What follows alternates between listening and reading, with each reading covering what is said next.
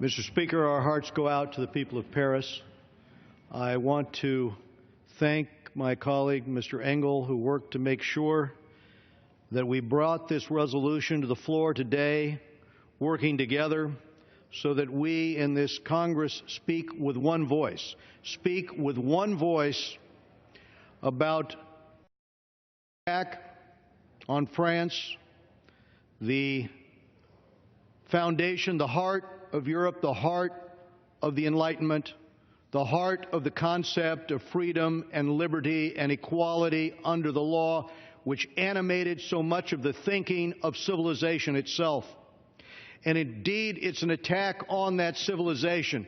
It is an attack on those freedoms, the freedom of religion, the freedom of speech, that the freedom of assembly and democracy that are so closely held by us here in the United States and by our original ally, France, in our own effort to achieve the dream of that freedom. It is that freedom that is under assault. And the unfortunate reality is that these attacks in Paris are indicative of a resurgent terrorism that is continuing to build. I mentioned that there were some 30,000 fighters. Well, those fighters, my friends, came from all over the world, came from across the globe on a virtual caliphate called the Internet in order to join Islamic State, in order to join what they call their caliphate. And the intent of their caliphate is to put an end to the freedom that is enjoyed by those that they consider apostates, the freedom enjoyed by civilization itself. And the great sorrow that we express here today on this floor is over the fact that of those young people murdered and maimed in this attack, the vast majority of them are under 30 years of age. They had their whole lives ahead of them when they were targeted. Civilians targeted for this kind of mayhem. And the resolve we show with our brothers and sisters in France is a resolve that freedom will be the rallying cry. Civilization will be the test. Freedom of religion, freedom of speech, freedom of assembly under democracy, those are the rights of civilized people. And those who bring barbarism and attack the institutions and attack civilians are the threat to that civilization. And we reaffirm our support for France. And we reaffirm our support for the French government and the words and the actions that they have taken in the wake of this attack.